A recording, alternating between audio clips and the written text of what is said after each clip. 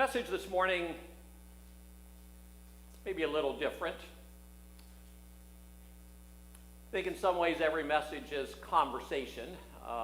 Maybe today a little more so for part of it. And we're going to come back to the scriptures that have been part of our worship so far this morning near the end. And I think you'll perhaps hear some echoes of those scriptures and others that are familiar to you as we move along. As I look back over my lifetime, I count 6 different churches that I've been an active part of. I don't count 2 of them between the ages of like 0 and 5. I've been acquainted with the people and pastors of dozens more. And I can't think of any one of those churches which in some form or fashion and for one reason or another did not regularly or else at least periodically talk about wanting to grow.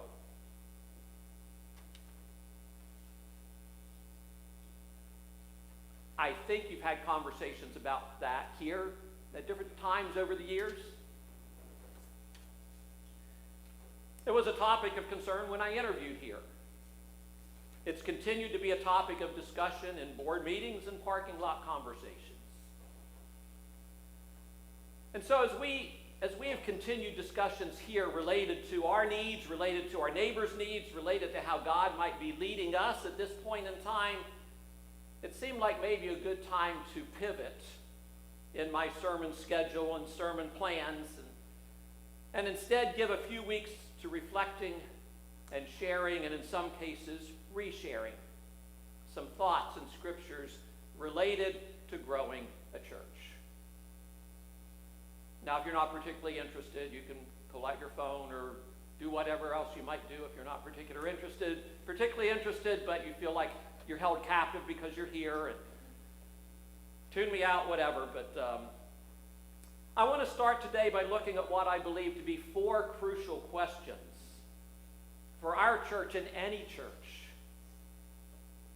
to ask ourselves and to seek to answer honestly. So that's the outline this morning. 4 questions. Question number 1, why do we want to grow our church to begin with? Some of you may say, well, that's stupid, that's obvious. Well, but is it? What is the why behind it?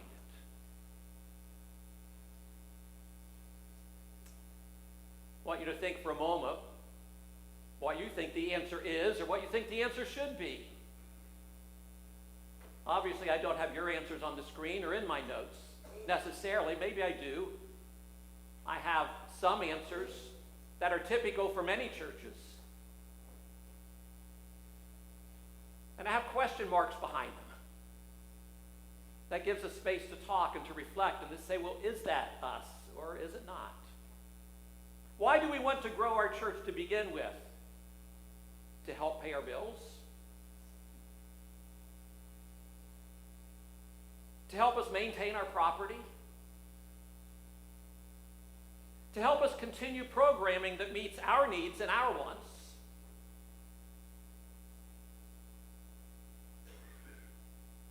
Why do we want to grow our church to begin with? What is it that we are expecting others to want to join?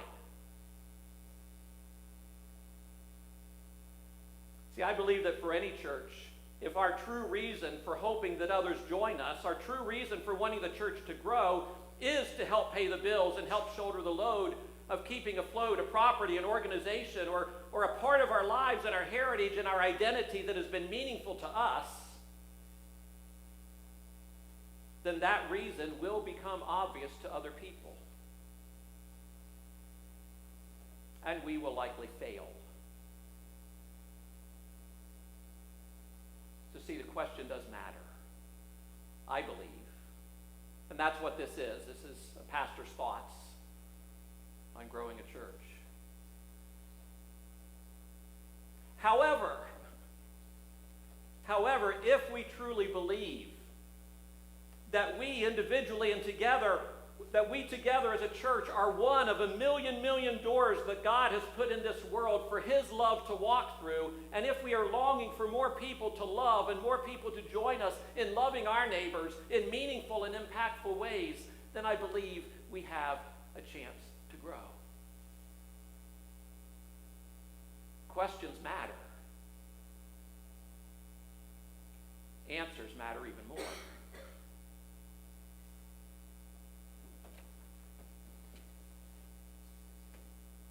Question number 2. What do people experience here when they visit? Now, I did not take a survey. And again, with all of these, I'm not just talking about here. I'm reflecting on all the churches I've been part of. I'm reflecting on other churches I've known of and pastors I've known and talked with. What do people experience? We're kind of familiar with everything, and we still get confused sometimes, don't we? Do people encounter a program schedule that is kind of unclear? Because we don't often put ourselves in their shoes and think what it's like to come in. We kind of function and how we function, or a facility that's difficult to navigate. And I think we recognize that's a challenge here because it has expanded in different times in different ways and wasn't all part of one master plan to begin with. And there are things we wish were different. And we've worked at that at different times. We've put up signs and so forth. And I think there's some good information there. So that's still a good question to ask. What do people experience here? This question involves being honest about the current quality of our welcome and then doing whatever we can and whatever it takes to improve our welcome and prioritize guests over our own comfort and what we're used to. And sometimes that involves changing things about the physical surroundings in ways that communicate more welcome and hospitality. That can involve changing furnishings or displays that are either outdated by 30 or 40 or, I don't know, you tell me how many years, or that are all about, and here I might make some of you upset. I'm just telling you. Or by celebrating history and a past that means nothing to the guest we hope will return. We can treasure our history, but have you ever considered walking around this property, how much history is on display? You say, well, that's great, we should. But how does that contribute to the experience of someone who comes to visit? It's a question. I don't have the full answers. But sometimes we have to ask some hard questions to take a look into our own hearts and our own willingness to welcome and to do what it takes. Improving our welcome also can include closing the gaps and making sure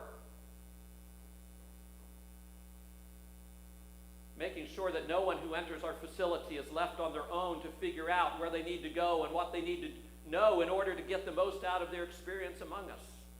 How many of us are willing and eager to walk up to a stranger, to greet them with joy, to offer assistance, to accompany them to wherever they're going, or better yet, invite them to sit with us? I realize I jumped down a little bit, and so Garrett's having a hard time following all of this, so I'm going to back up to the list. I've already talked about some of them and finish the list, and then we can come to the end. A program schedule, facility, talked a lot about that. I've already talked about displays of museum-like remnants from the past, that we have more of that than evidence of real ministry impact in the present. If you're visiting a place, which is going to excite you about being part of that church community? Being immersed in pictures of the past, or somehow having evidence of what's going on now in the future that's making a difference in the world around us, in the community around us? What would interest you more about what you were considering becoming a part of or joining? And then the people part. What do people experience? Do they experience people who are too busy with friends to see or things to do to fully engage with guests?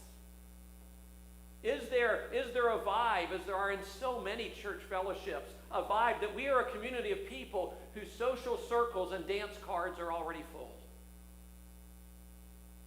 I know that's a thing of the past. Dance cards, you remember those? You've heard of those?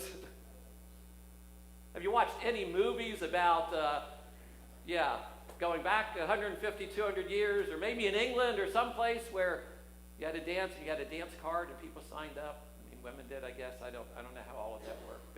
But you understand the metaphor.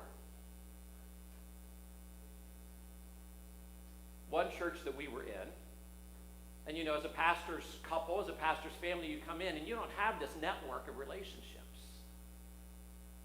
And Reba was having a conversation with a young mom and asking about, kind of inquiring about, can we be friends? We've got young children too, and, can we get together? And was told very clearly, in words, not just in a vibe, yeah, my life's already pretty full. I've got my friend group. There's not really room to add anyone else.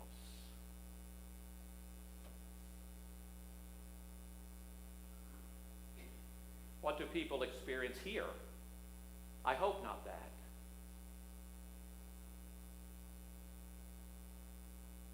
If our church or any church is not willing to look at hard questions like these, if our attitude is that everything is fine the way it is, or that we don't want to be bothered or do anything but show up, complain about empty pews, and long for the good old days, then I believe we will fail. However, if we're truly willing to do what it takes for others who don't know Jesus to feel God's love here in a way that changes their lives, if we're truly willing to do what it takes for people who are looking for a church to be drawn to the way that we are loving and serving our neighbors now, then I think we have a chance to grow.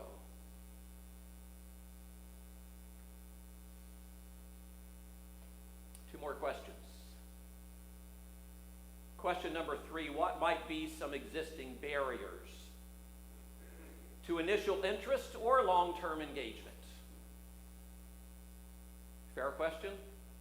We've already kind of touched on it, haven't we? We talk about what people perhaps experience. And again, this is not just critiquing here. This is looking broadly. I've had conversations this past week where other organizations were named where the struggles are very similar. What might be some existing barriers? You might remember on Easter Sunday this year, we reflected on the question asked by the women on their way to the tomb to anoint Jesus' body, who will remove the stone for us from the entrance to the tomb?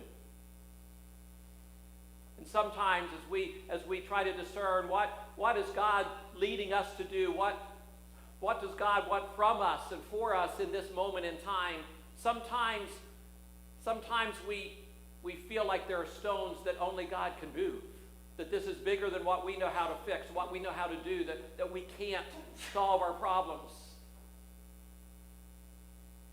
And there may be some truth to some of that. But sometimes barriers to growth are of our own making, and we need to be part of dismantling them and taking them down.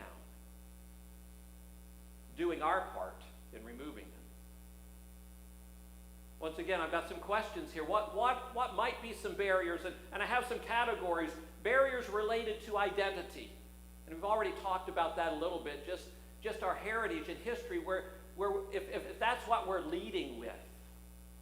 Is that an unnecessary barrier for people who know nothing about our heritage, and that's not really what they're looking for? It doesn't mean we change that. It doesn't mean we apologize for that.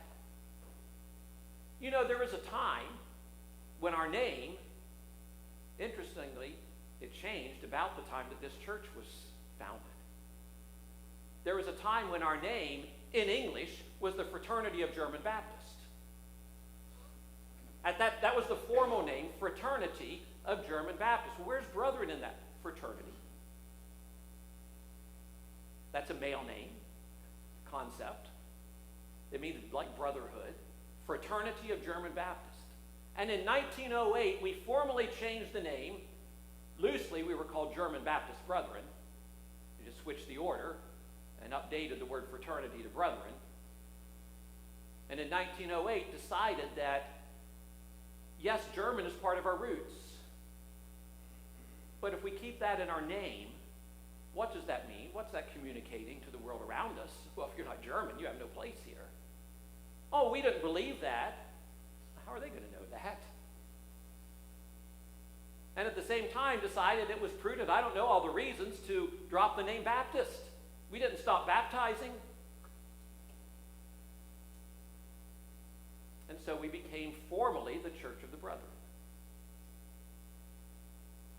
Fast forward to today, another 100+ years have changed. We haven't changed our name formally, but it's been discussed as a denomination.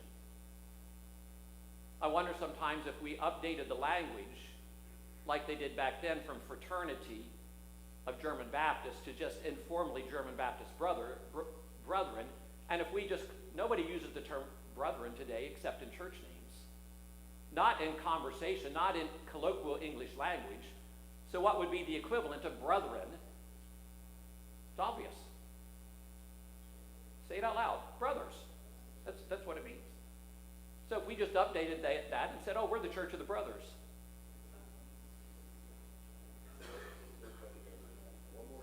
That doesn't work, does it? Because everybody knows what that means. Very few people know what brethren means, really. I'm just helping us to think like other people and see the world through different eyes. I'm not saying we change who we are, we change our heritage. But maybe it should be on the table to change the forward-facing 4th Street Church. On some of our signs, at least, or some of the ways we engage people so that it removes some barriers. That's not a new thought around here. It is a thought that someone approached me about last Sunday after the board shared and said, I think this needs to happen in some way if we have any hope of growing. And they may be wrong. We may not decide to do that.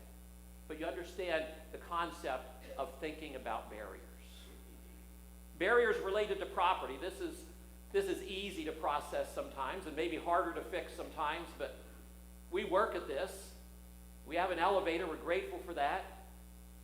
We realize it doesn't solve all of our problems and moving up steps in different places and so forth. So that's a continued thing we need to be looking at and looking at from other people's perspective. Boy, these next ones are a little... Maybe we'll just skip over those. Barriers related to unity. Is that a barrier? Well, maybe not to someone first coming in, but if they get to know us, are they going to see a church that's unified? Or are they going to see how easy it is for us, just like the world around us? Oh, that sounds familiar. Isn't there something in our scripture, or call to worship, that said you're just being like the world? How it's so easy for us, like the world around us, to divide over preferred leaders, both political leaders and faith leaders. And if we don't love each other first and foremost, it's going to show. Is that a potential barrier? Barriers related to personality, and I'm talking about, does our church as a whole have a personality? A personality that says, well, no, this is how we do things. This is what makes us better than other churches. This is what has worked in the past. Are there things like that that become part of our personality collectively? Whether it's our heritage. I mean, we have the best music around, right? We're blessed with a lot of music talent, and that's part of our heritage, but those things can be barriers if that's our personality and that's what we're leaning on to say, well, that's what we need to use to grow the church. Like just about music, and ignore these other things. For our church or any church, if we refuse to look at existing barriers, if we fear letting go of our own preferences or habits or judgments or grudges more than we care about welcoming, loving, serving, and including others, then we will fail. However, if we're truly willing to do what it takes to remove physical, relational, historical, spiritual barriers that keep others from feeling welcomed, loved, valued, included around the tables, decision-making tables, fellowship tables, then we have a chance to grow.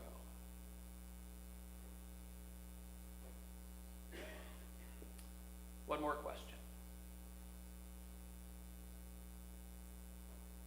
Is growing a church even the right goal? Hear me out.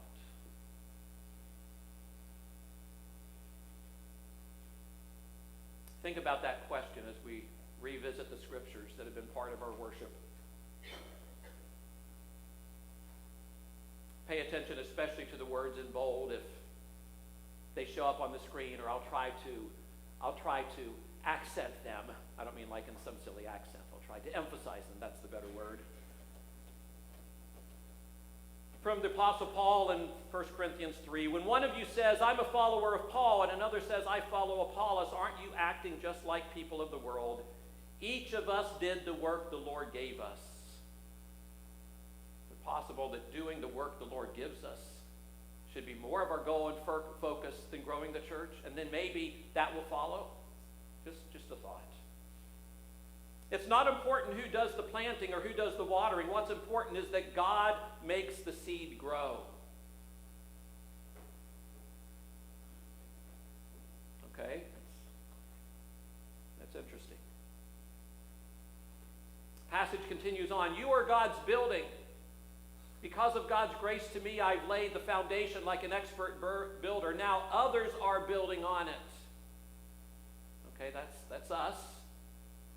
Christ is the foundation. I'm jumping ahead. Paul built on it as an expert builder, and now others are building, and we're continuing to build on that foundation. That's the heart of it, not just the last 300 years. That's important. Next part, but whoever is building on this foundation must be very careful, for no one can lay any foundation other than the one we already have, Jesus Christ. That's the most important part of our identity. And in Acts 2, doesn't say they devoted themselves to growing. They devoted themselves to things like the apostles' teaching, to fellowship, to breaking of bread, and to prayer. Everyone was filled with awe at the many signs and wonders performed by the apostles. All the believers were together, had everything in common. They sold property and possessions to give to anyone who had need. Every day they continued to meet together in temple courts. They broke bread in their homes, ate together with glad and sincere hearts, praising God and enjoying the favor of all the people. Boy, that one's interesting. Seems like the people around them, there's some way in which how they conducted their lives was blessing and encouraging others and was favorable, not because they're just trying to please everybody, I don't believe, but because somehow God's love was flowing through them in a way that they were caring for their neighbors. And what was the result? And the Lord added to their number daily those who were being saved. What did Jesus say? Go build your church. He said, follow me. He said, I will build my church. I'm not suggesting it's wrong to want to grow. But it's important to ask why and to answer that honestly. It's important to ask what people experience. It's important to ask about barriers. It's important to ask, is this even the right focus? Are there some other things that need to be our focus? If we are truly doing the work God has given us to do, building carefully on the foundation of Jesus, being devoted to each other, growing in faith and faithfulness, sharing with those in need, praying and serving people around us, then we have a chance to grow for the glory of God and for our neighbor's good. That's brethren. That goes back a long ways. Maybe we need to bring that